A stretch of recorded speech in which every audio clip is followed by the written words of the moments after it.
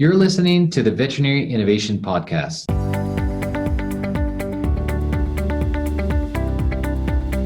You're listening to the Veterinary Innovation Podcast. This week, we've got a special New Year's episode, and I'm super excited to introduce you to today's guest. Introducing my compadre, my friend, my co-host, Dr. Ivan Zach. Welcome to the Veterinary Innovation Podcast, Dr. Zach. Oh, I never heard you present me that way. That's very pleasant. Thank you.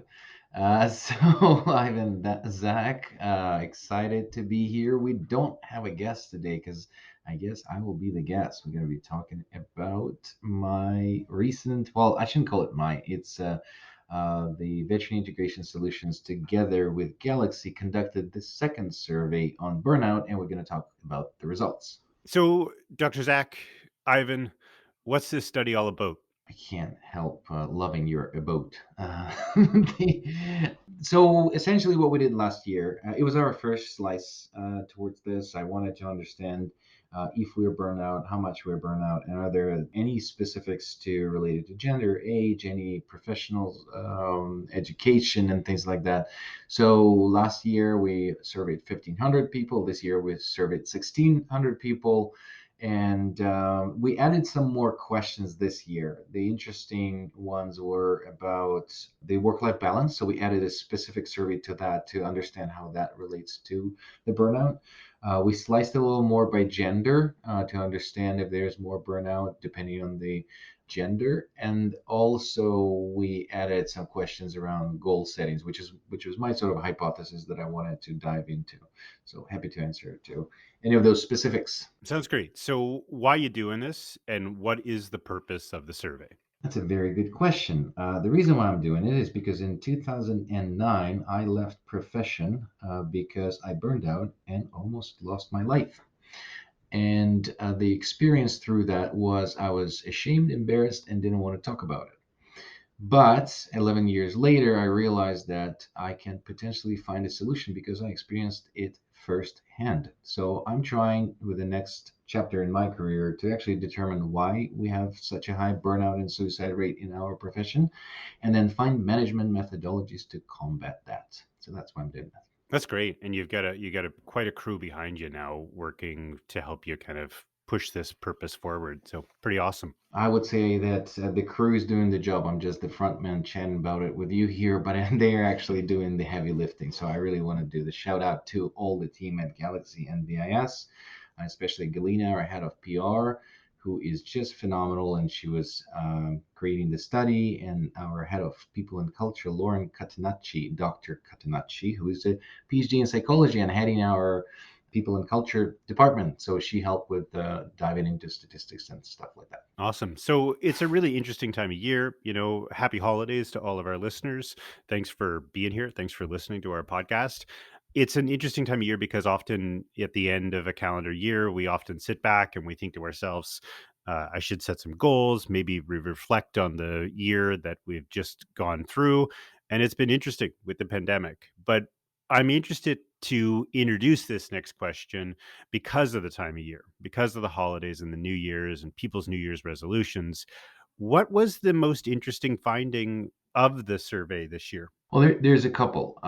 So one thing that was important is that we are burned out more than last year, and it's about a 9+% increase in the degree. And the second one that was interesting is that those employees that work for the hospitals where there's a clear burnout prevention strategy, surprise, surprise, they're less burned out than those that don't. There was a couple interesting things on age. So, well, age is the same as last year. So younger veterinarians burn out more. On gender, new things is that females are burned out more than males.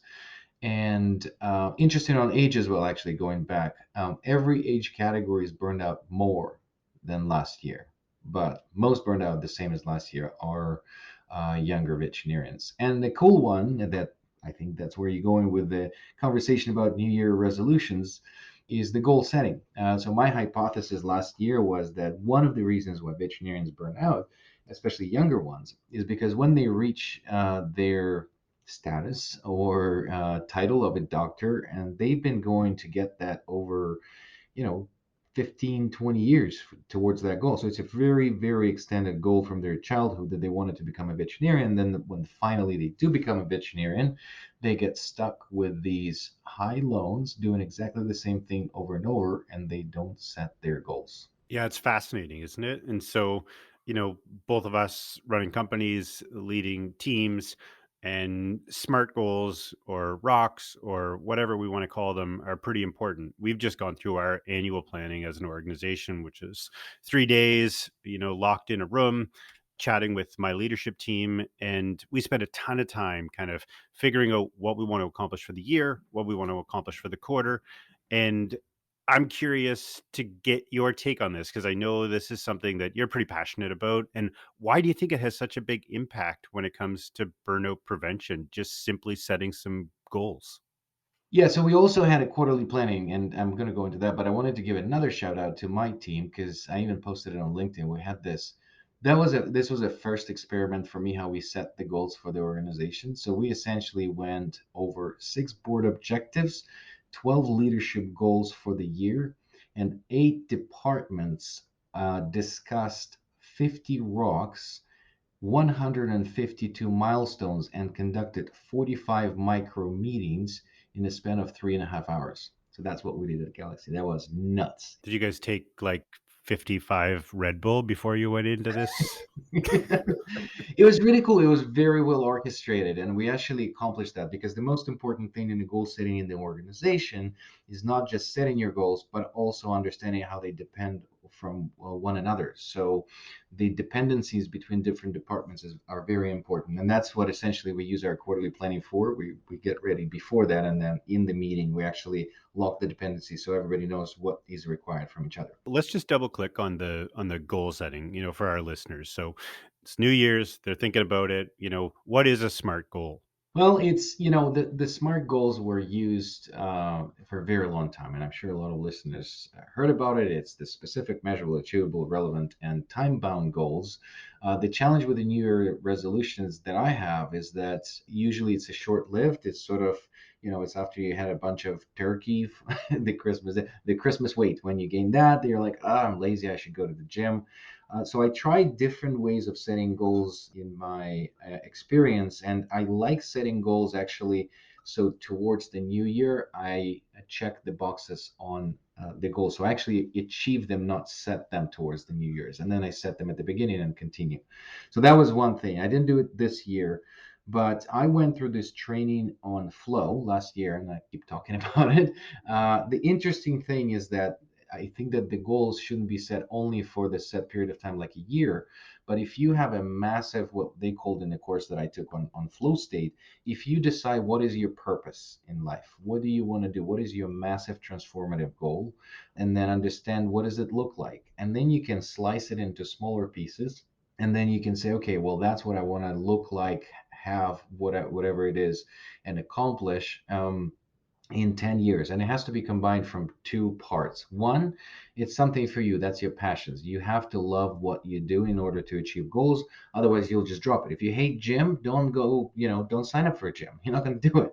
But if you love something and it's for you, you need to attach something that has meaning higher than yourself. It's not about you, it's about whatever, global warming, the zero fossil fuel, like whatever, these are big, but if something that you can influence in this world, then you can actually have that as a North Star.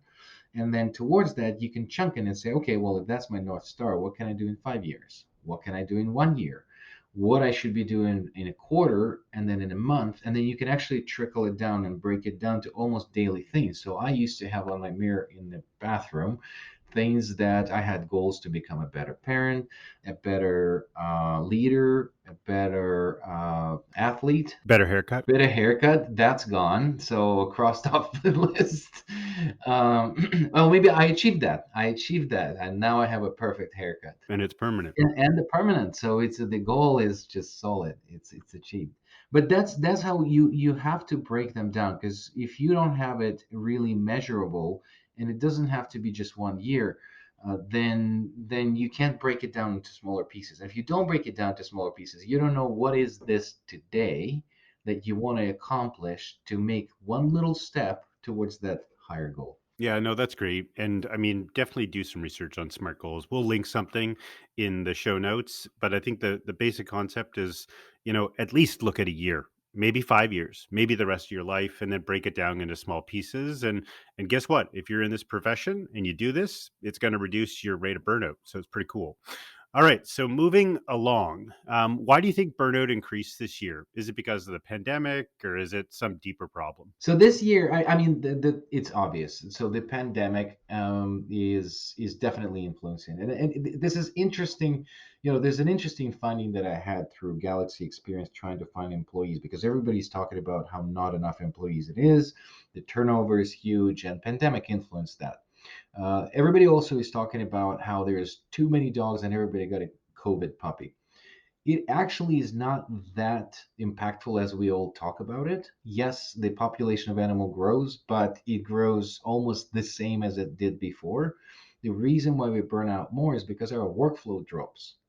And we're doing all these curbside assistants and all of that stuff. So the workflow changed. The number of patients we can see per time period changed, but we didn't adjust how much money we want to earn, how many patients we think we're going to see, supplies, and everything else. So the business model simply started processing less patients per unit of time, and then the demand to catch up with the revenue and the profitability that the hospitals had before didn't change. So the goals, if you will, didn't change for the doctors, didn't change for the technicians, and they're asked to process as many patients as they used to maintain the revenue of the hospital, but they just can't because workflows are not the same. So right now, that's one side of the things. Another one is everybody is talking about, we don't have enough veterinarians because there's too many pets.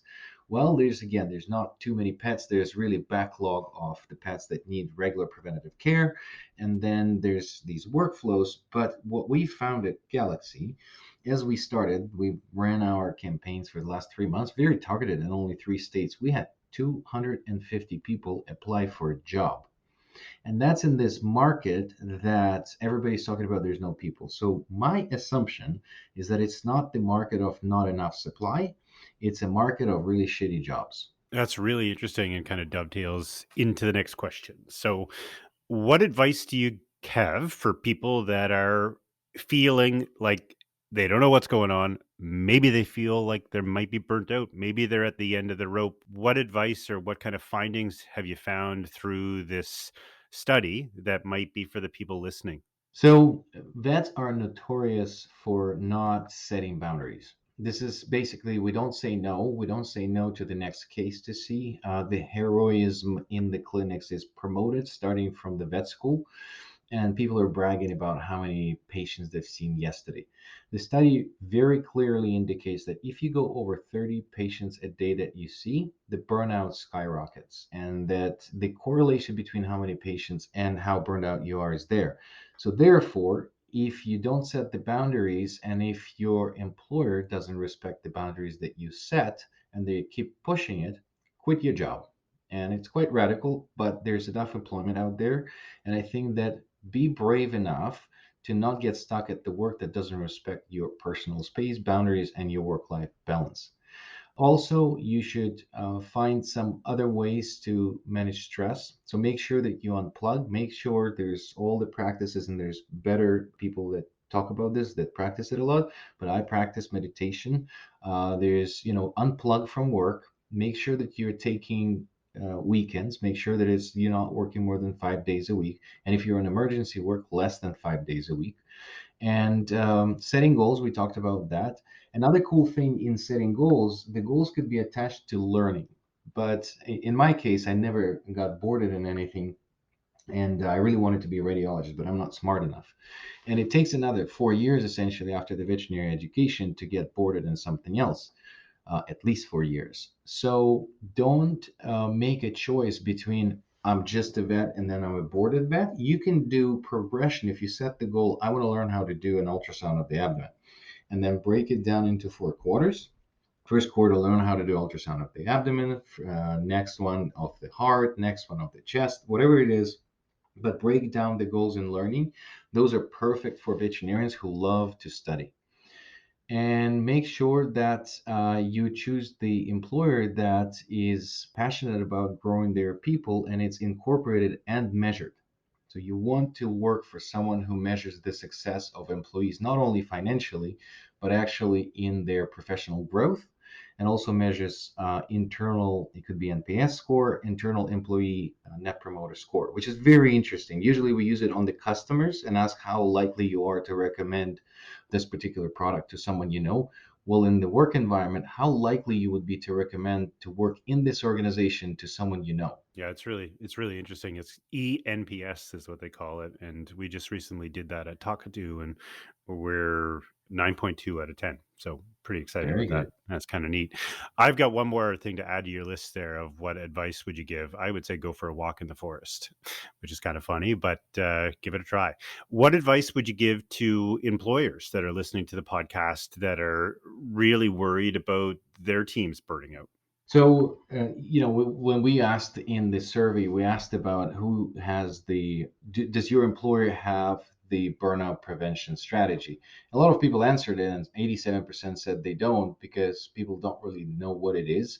And it's essentially think about what makes people burned out and work against that, but lock it into a systematic approach to what you do. So, don't use compensation models that incentivize long hours. I know that everybody used to like to work on commission, and that promotes people to stay after hours, see another patient, but that's what leads to burnout. Don't promote heroism. Limit the number of hours at work. Make sure your employees have enough breaks and vacations. Know what employees value, because a lot of this whole consolidation world today, it just sounds like it's a lot about the money.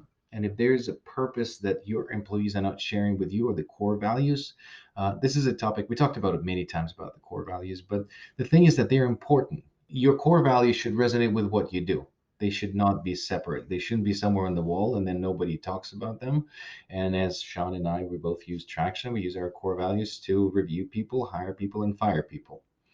Another thing that there's an interesting type of burnout is when you're under challenged. This is new that I learned this year. So if you're under challenged in your work environment, that can lead to burnout. So make sure that you adequately challenge. And it's not necessarily work more challenge. It's more diverse work. It's new, again, education. So another big component of veterinarians that are burning out but feel like they're stuck in the profession because they have high loans. So potentially incorporate loan payment or assistance with that to your compensation strategy, and improve psychological safety. Make sure that there is feedback loops. Make sure people can speak openly, that they can express what their concerns are, and cultivate gratitude at work. So notice good things. I always say thank you is free, and as much as you can say that, that will promote gratitude at work. That's awesome. Yeah, I really, really agree with all of those things, not just for the vet profession, but for any employer out there on the planet. Is there anything vet schools could be doing better to help students as they enter the profession? Or not just vet students, but anybody that's entering the profession, vet techs or vet nurses, any kind of facet of the veterinary world? So I think that one thing this is second I think podcast where I'm mentioning, but Alan Robinson is a friend of mine from the UK, who is he's a friend of yours too. Vet Dynamics, You cool introduced dude. me to Shout out for Dynamic. Alan. Yeah, yeah. I introduce you to all your cool friends. Oh, sure. So he is actually working on this new educational program in the UK where you set boundaries. You teach students to set boundaries. You don't promote this, 24/7 heroism. And then also this whole concept of the client is always right. I've been saying it my entire career. It's easier for me to find a new customer than to find a new employee. So respect your employees, and if the customer is not right, which is a lot of the times, please show that you support them. This is very important, and that's what we should be teaching in vet schools. And we should be teaching how to manage the work-life balance. So those are the things that I think we don't talk about. I think that the whole structure of pushing students to the limits is preparing them to be on this trajectory where they don't slow down. And when they slow down, they get frustrated because that's not what they were prepared for. Yeah, it's so interesting. And then, the one point that Gilliana was talking about before we started was the communication. And that makes me think back to our guest from the Netherlands the other day. And I'd recommend that if you haven't cut that episode, definitely go back. I think it came out on the 24th of December, Christmas Eve episode, because it was really great. Just this whole idea of kind of knowing how to communicate, knowing how to set boundaries, I think is really important. And then I guess, Ivan, for you, so you've got tons of time into this burnout study. You've done your MBA all around burnout. What are you guys doing at Galaxy to make sure that you guys prevent burnout with your staff as you scale up a consolidator? There's a couple of fundamental things. I mean, there's tons. It's not, it's not black and white. Oh, there's no silver bullet. Oh, No, do these three things to avoid burnout. There's no really such a thing, but there's fundamental things that we want to change in this industry. One of our goals, our annual goals, is to get as close as we can to the zero economic euthanasias. It turns out that economic euthanasias get us over the edge much faster because as a doctor, you feel like you can help the pet, but they cannot afford it. Therefore, you're the one euthanizing the patient, and you're seeing all the frustration. Christmas, by the way, is the worst day in a year for the veterinary clinic because that's what most euthanasias happen. One Christmas, I euthanized 12 pets in one shift. So this is our major goal. We aim towards zero economic euthanasias, and then your goals or our goals trickle down from that. And some of those things is non-commission based pay. We've been paying commission for such a long time, but it drives wrong behavior. And then every time, if you think about it, we're going to have telemedicine, GP practices, emergency practices, and specialty. And then if you're paying commission to every vet along the way, they will try to squeeze the customer for more money on each step of this journey. If you have the entire network plugged in and working on non-commission but paid at the top of the market, then everybody is actually thinking about the health of the patient and how soon they should transfer them to the next more sophisticated part of the equation so they can treat the patient. So that's one of those things that is very important to us. And also we will measure goals. So we have a proprietary application that measures set goals, which are not attached to their compensation. that's so interesting. So, like every other week, we burn through all of the time that we had, but I've got a question for you. Any book recommendations as we wrap up the year for our listeners? I'm just about to pull up mine, so I figured I'd ask you for one as we wrap up here. I want to mention too. You're just like the guests. You don't listen. It's a single book recommendation. No, go ahead. The Art of Impossible by Steven Kotler. So that's about how to actually get into the state of flow at work environment.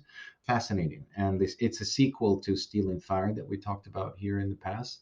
And then the recent book that I read that I really recommend to you, it's Founder's Mentality. And I want to make that basically the one of the required books to read when you join Galaxy, because in Galaxy everybody has equity in the organization, and the founder's mentality around it, it's not about only just equity and stuff like that. It's about how do you continuously, as you grow and become a massive company, as you, Shawn, planning to become, how do you continuously take the recommendations from your customers and plug it back into the system? So very, very cool book. And I've got one for you. So this is a book that I've reread this year. It's Man's Search for Meaning by Victor Frankl. Just a super duper deep book. And, if anybody is out there searching for, what this is all about, it's a really interesting, really interesting and fascinating book. And it's a really short read. So with that, I guess happy holidays from all of us here at the Veterinary Innovation Podcast. And that includes myself, Dr. Zach, Matt, our producer. Shout out to Matt and Nastya and Galina. And that's right, Nastya and Galina as well. So wonderful, happy holidays. Thanks for listening. And don't worry, we've got lots more content in store for you next year. Merry Christmas and Happy New Year. Thank you so much for listening to the Veterinary Innovation Podcast. If you want to hear about our new episodes, please follow us on any social media channel. Also, you can check out our website at veterinaryinnovationpodcast.com. See you next